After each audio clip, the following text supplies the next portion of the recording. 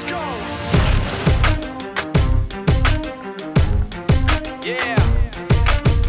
For those of you that want to know what we're all about, it's like this, y'all. Come on. This is 10% luck, 20% skill, 15% concentrated power of will, 5% pleasure, 50% pain, and 100% reason to remember the name.